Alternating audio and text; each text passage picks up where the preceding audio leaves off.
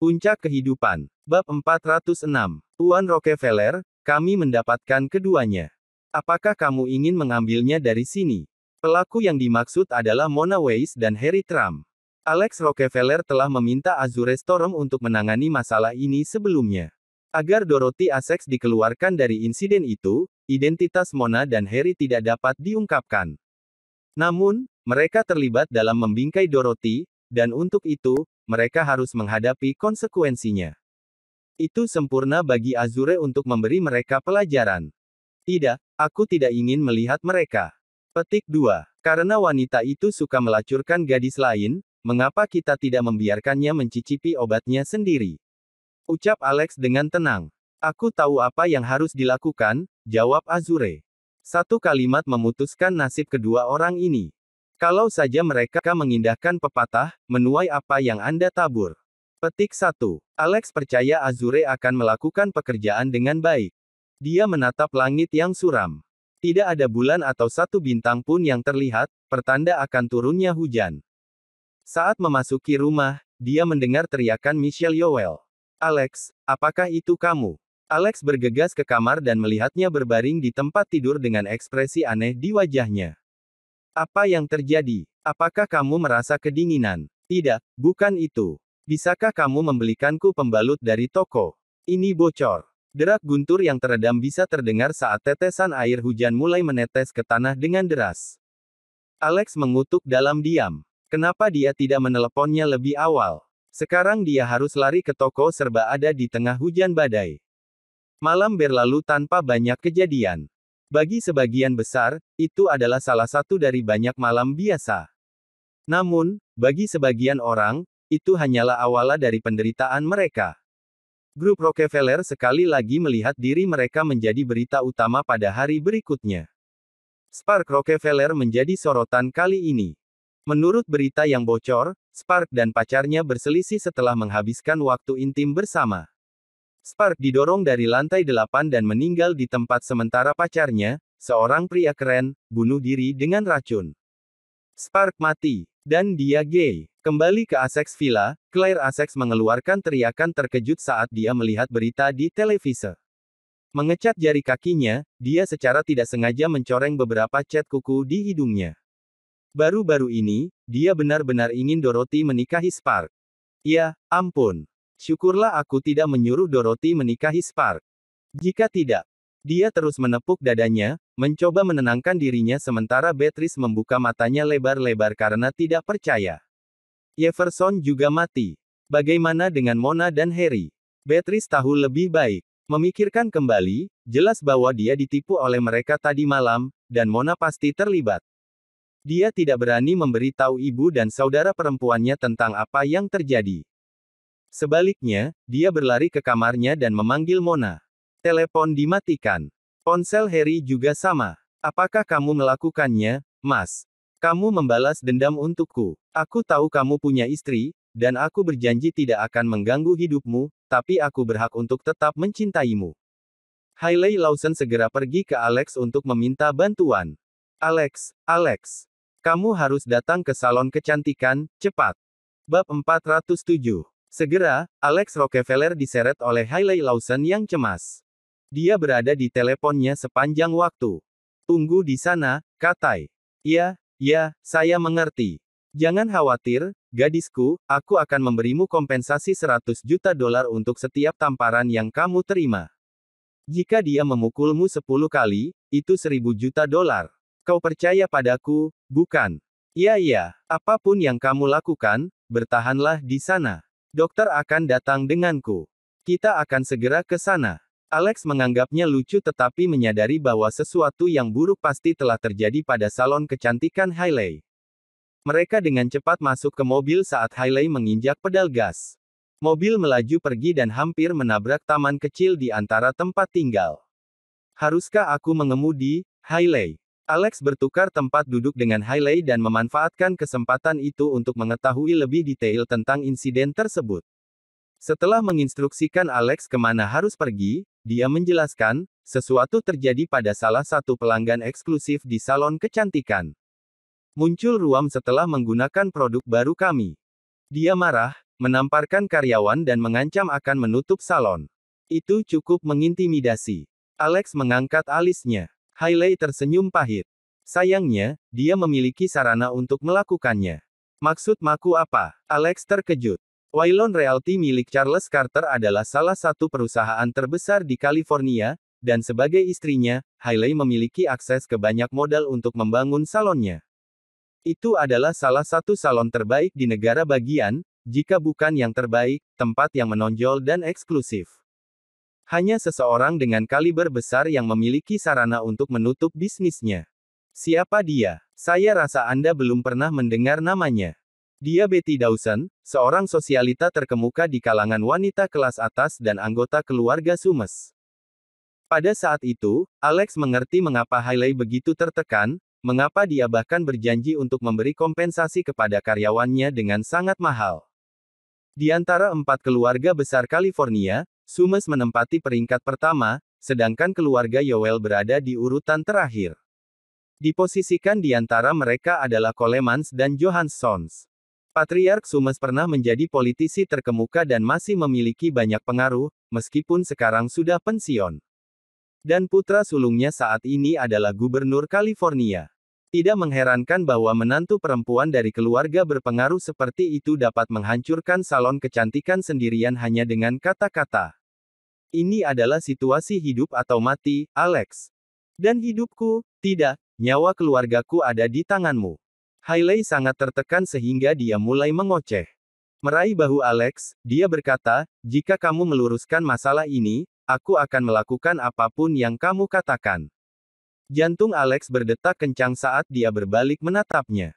Ingatan saat dia membersihkan tubuhnya dari afrodisiak muncul di benaknya.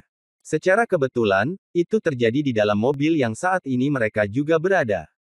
Aku akan melakukan yang terbaik, jangan khawatir, kata Alex. Setelah jeda singkat, dia melanjutkan, oh, sebelum aku lupa, apakah ayah mertuamu mengganggumu akhir-akhir ini? Hailey tersipu dan memutar matanya. Kenapa kamu harus membicarakan ini? Tidak, kau tidak bisa melakukannya lagi. Aku tidak bisa mengkhianati cinta Charles. Ekspresi Alex membeku. Itu salah paham. Oh tidak, tidak. Kamu menyangka semuanya salah. Aku hanya mengkhawatirkanmu. Juga, dia mungkin tidak bermaksud melakukan hal seperti itu hari itu. Sesuatu yang jahat mempengaruhi tindakannya, seperti bagaimana kamu dulu memiliki mimpi yang sangat buruk. Apakah Anda memihaknya sekarang? Hailey tidak bisa menahan perasaan amarah saat menyebut Zack Carter. Baiklah, aku akan tutup mulut. Lagi pula itu bukan sesuatu yang ingin dia ketahui. Dia mengemudi dengan sangat cepat, didesak oleh Hailey. 20 menit kemudian, mereka tiba di pintu masuk salon kecantikan. Itu adalah kunjungan pertama Alex, dan dia langsung terkejut dengan eksterior dan arsitektur salon. Itu telah dirancang dalam gaya gotik dan seindah yang bisa dibayangkan, mengingatkan pengunjungnya akan taman pribadi yang murni.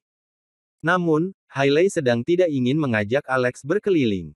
Dia buru-buru memasuki salon. Karyawannya sudah menunggunya di depan pintu.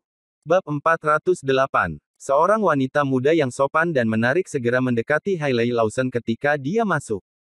Dia memiliki tanda tamparan merah di pipinya saat dia menyapa Hailey dengan air mata di matanya. Nona Lawson, bagaimana keadaannya? Hailey tidak memiliki energi untuk menyibukkan diri dengan tanda tamparan di wajah karyawannya. Aula Phoenix hampir hancur. Nona Katay juga berlutut. Hailey meringis dan dengan cepat pergi ke arah Phoenix Hall. Bahkan sebelum dia tiba di pintu masuk, suara orang berteriak dan barang pecah dapat terdengar. Di mana Hailey Lawson? Di mana dia? 3 menit. Jika dia tidak ada di sini saat itu, aku akan memastikan tempat ini tutup selamanya. Hailey menyeringai pahit dan mempercepat langkahnya. Aula Phoenix yang dulu megah telah menjadi puing-puing, dengan patung Phoenix Zamrud yang mahal di pintu masuk menderita kerusakan berat juga, mengingat bagaimana ia kehilangan kepalanya. Saya di sini, Nyonya Dawson. Hailey membawa dirinya dengan patuh tetapi terkejut melihat kondisi Betty Dawson. Betty sudah menjadi wanita gemuk yang beratnya sama dengan tubuhnya yang kurus 165 meter. Dia dibungkus dengan handuk putih di sekitar tubuhnya dan di kepalanya. Sepertinya dia baru saja keluar dari kamar mandi. Wajahnya yang bengkak adalah pemandangan yang harus dilihat, dan dengan ruam di sekujur tubuhnya, itu adalah pemandangan yang menakutkan dan pasti membuatnya ngeri tanpa akhir. Memukul. Betty menamparkan highlight di wajahnya. Akhirnya, kamu datang. Aku pikir kamu menghilang. Apa yang kau gunakan untukku? Apakah bahkan aman untuk digunakan manusia? Bagaimana aku akan bertemu orang-orang sekarang? Tidak ada yang bisa mengkompensasi kehilanganku. Hailey hanya bisa memaksakan senyum dan meminta maaf meski ditampar. Alex masuk pada saat itu dan segera melihat sekelompok orang berlutut di lantai. Di sebelah Betty berdiri seorang wanita tanpa emosi dan pendiam, jelas pengawalnya. Saya sangat menyesal, Nyonya Dawson. Tolong jangan khawatir. Kami akan bertanggung jawab atas kesalahan ini. Mengambil tanggung jawab. Apakah kamu yakin? Betty mengangkat tangannya lagi. Alex dengan cepat menghentikannya dengan meraih tangannya dan berkata, tolong tenang, Nyonya Sumes, kita selalu bisa membicarakan ini. Tindakannya yang tiba-tiba mengejutkan semua orang di ruangan itu sementara pengawal itu tegang. Ledakan energi terpancar dari tubuhnya, menunjukkan peringkatnya sebagai Advanced Royal. Alex terkejut mengetahui kedalaman dan kemampuan keluarga Sumes. Betty hanyalah salah satu dari banyak keluarga tetapi telah ditempatkan di bawah perlindungan pengawal sekuat ini. Bagaimana dengan istri ahli waris? Atau kepala keluarga? Atau gubernur sendiri? Disela oleh Alex, Betty terkejut. Memalukan. Kamu siapa? Apakah dia pengawalmu, Hailey Lawson? Aku pikir kamu tidak ingin salonmu lagi, membiarkan seorang pria menyaksikan ledakanku. Bawa dia keluar, Faye. Pengawal wanita bernama Faye meninju Alex, mendaratkan pukulan keras di perutnya. Ledakan. Cinya bergema saat dia berdiri tidak terpengaruh. Faye tersandung beberapa langkah ke belakang dan menatapnya tidak percaya. Bab 409. Mustahil. Faye mendapatkan kembali keseimbangannya setelah tersandung 5 langkah ke belakang. Sebaliknya, Alex Rockefeller berdiri teguh seperti biasa dengan tangannya masih memegang lengan Betty Dawson. Suaminya sendiri adalah seorang pejuang, dan dia tahu satu atau dua hal tentang mereka. Shock dengan cepat berubah menjadi kemarahan. Sambil melepaskan lengannya dari cengkeraman Alex, Betty memelototi Hailey Lawson. Jadi ini yang kamu rencanakan, Hailey Lawson? Dari mana kamu mendapatkan keberanian bodoh untuk menentang keluarga Sumes? Aku berjanji padamu, Hailey Lawson. Kamu akan selesai, dan itu juga berlaku untuk perusahaan suamimu. Hailey hampir menangis. Bukan begini, Nyonya Dawson. Mengapa Anda begitu marah, Nyonya Sumes? Tidak bisakah kamu berbicara seperti orang yang beradab? Apakah kamu ingin aku mengajari Anda? Alex menatap Betty. Apa? Dada Betty naik turun karena marah saat handuk yang melilit tubuhnya mulai mengendur secara tiba-tiba. Dia meraihnya sebelum bisa jatuh dan dengan marah berseru, siapa yang memberimu izin untuk berbicara, bodoh? Satu kata dan tubuhmu yang tak bernyawa akan ada di jalanan besok. Apakah kamu yakin? Alex terkekeh dan menggelengkan kepalanya. Awalnya, dia datang untuk membantu Hailey memperlakukan pelanggannya, tetapi dia berubah pikiran. Wanita di sini sangat tidak masuk akal dan menjengkelkan, berpikir bahwa dia bisa melakukan apapun yang dia inginkan hanya karena dia adalah menantu keluarga Sumes. Melihat situasi menjadi lebih buruk, Hailey dengan cepat menghentikan Alex dan berbisik dengan suara rendah, Alex, tolong kendalikan emosimu.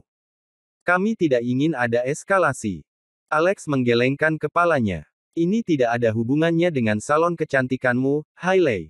Wanita ini di sini tidak masuk akal dan tidak rasional. Jadi bagaimana dengan keluarga Sumes? Aku tidak peduli siapa yang datang ke sini, aku akan memberi mereka sebagian dari pikiranku. Jangan khawatir. Aku bertanggung jawab atas apapun yang terjadi. Keterlaluan. Tidak bisakah kamu melihat keadaanku sekarang? Ya, aku melihatmu. Kamu adalah wanita jelek yang terlihat lebih buruk sekarang. Tapi itu tidak ada hubungannya dengan salon. Itu salahmu, jawab Alex dingin. Sungguh, komentar yang mengejutkan. Ini terutama berlaku untuk Hailey, yang tidak tahu harus berpikir apa. Dia langsung sedikit menyesal, meminta bantuan Alex. Ini bukan yang dia harapkan. Sial. Betty sangat marah dan segera mengirim tangannya terbang di wajah Alex. Alex meraih tangannya dan menamparnya sebagai gantinya. Beraninya kamu memukulku. Betty benar-benar terkejut. Sejak pernikahannya dengan keluarga Sumes, statusnya meroket, dan semua orang memperlakukannya dengan sangat hormat. Tidak ada yang akan memukulnya. Oh, bukan hanya itu, aku bisa membunuhmu jika aku mau, kata Alex. Betty meledak dalam kemarahan dan berteriak pada Faye. Turunkan dia, Faye. Apa yang kamu tunggu? Tidak bisakah kamu melihat aku dipukul? Alex menamparnya lagi saat wajahnya yang sudah bengkak semakin membengkak. Ah! Dia melompat dan berteriak, membuat keributan. Faye tidak punya pilihan selain mendekati Alex. Dia menggelengkan kepalanya, berkata, aku tidak akan melakukannya jika aku jadi kamu. Tentu saja, dia tahu betapa lemahnya dia di depan Alex. Pemuda di sini setidaknya adalah petarung tingkat mistik. Sayangnya, ini adalah pekerjaanku. Aku harus melakukannya. Dengan cepat, dia menerjang Alex. Bab 410. Alex Rockefeller lebih cepat, langsung membuat Faye tertidur dengan pukulan di lehernya. Faye, Betty Dawson berteriak kaget, tidak menyangka pengawalnya begitu tidak berguna. Menekan nomor di teleponnya, dia menangis, seseorang memukulku dan menjatuhkan Faye, sayang. Ayo cepat. Dia kemudian berkata kepada Alex setelah mengakhiri panggilan, kamu tidak akan kemana-mana. Tenanglah, aku akan di sini menunggu. Mengapa tidak membawa saudara laki-laki tertua suamimu juga? Aku tidak ingin melakukan ini untuk kedua kalinya, kata Alex. Kamu gila, Betty meraung. Namun, jauh di lubuk hatinya, dia merasa sedikit cemas. Alex tampak terlalu tenang, dan dengan kekuatan luar biasa seperti itu, dia jelas bukan karakter biasa, pikir Betty dalam hati. Namun, dia masih sangat muda. Apa yang dia lakukan untuk mendapatkan ini? Dia dengan cepat menenangkan dirinya dan pergi untuk mengenakan pakaiannya di ruang ganti. Hailey Lawson tampak malu saat menyadari badai yang akan datang. Itu bukan sesuatu yang bisa dilakukan oleh Waylon Realty maupun salon kecantikan mungilnya. Siapa orang ini, Nona Lawson? Apakah dia tahu apa yang dia lakukan? Mengapa dia berusaha begitu keras untuk memprovokasi keluarga Sumes? Dia tidak di sini untuk membantu, tetapi untuk membawa kita semua ke kehancuran. Para wanita di salon gemetaran ketakutan dan mulai berbisik kepada Hailey.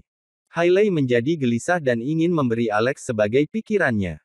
Dia, bagaimanapun, segera diingatkan saat dia menyelamatkannya, sehingga memutuskan untuk tetap diam untuk saat ini. Alex memperhatikan ekspresi khawatirnya. Tenang, Hailey. Aku akan bertanggung jawab jika terjadi sesuatu, katanya. Hailey memaksakan senyum padanya saat karyawannya bersuara. Siapa kamu untuk bertanggung jawab?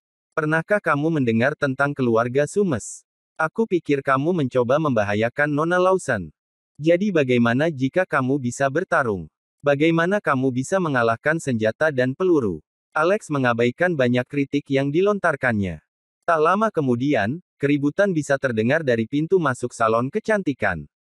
Terdengar suara langkah kaki, jeritan para wanita di salon dan raungan gemuruh seorang pria. Di mana istriku? Kalian semua akan menghadapi masalah karena memukul istriku. Suami Betty, Ted Sumes, telah membawa orang-orangnya.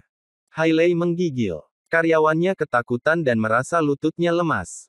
Mendengar suara itu, Betty menyeringai pada Alex. Suami aku sudah datang. Mari kita lihat seberapa besar yang bisa kamu dapatkan. Jika kamu pernah keluar dari aula ini tanpa cedera, aku akan memberitahu semua orang bahwa kamu adalah ayahku. Alex terkekeh. Itu akan menjadi kesepakatan kalau begitu. Jika tidak ada yang terjadi padaku, kamu akan berlutut dan memanggilku ayah. Huff. Betty bergegas ke suaminya dengan air mata mengalir di wajahnya. Sayang, aku ingin kau mematahkan anggota tubuhnya.